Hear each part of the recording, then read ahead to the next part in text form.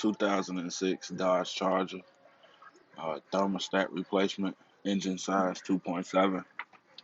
So, um, I've been working on this for quite some time, and just to help everybody else out, I want to let you know what must be done in order to get off this thermostat housing. Mine is off. Thermostat has been replaced. There's three bolts in it. One up top. You can see I've put mine back in. One below.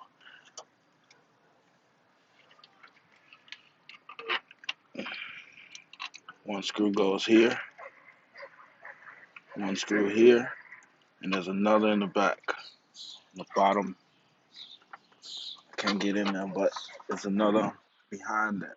Now the two on the one at the top that you see and the empty hole at the bottom, those two are pretty easy to get to.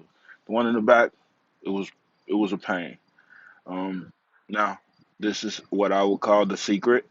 You have to drop the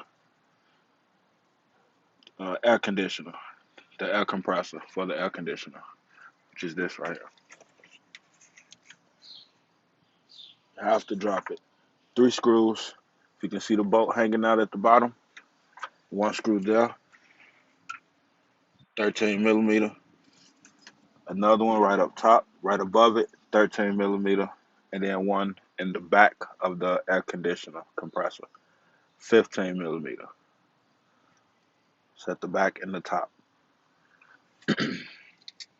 Those three bolts, the three bolts for the air conditioner, two bolts for this, and three bolts for the thermostat housing.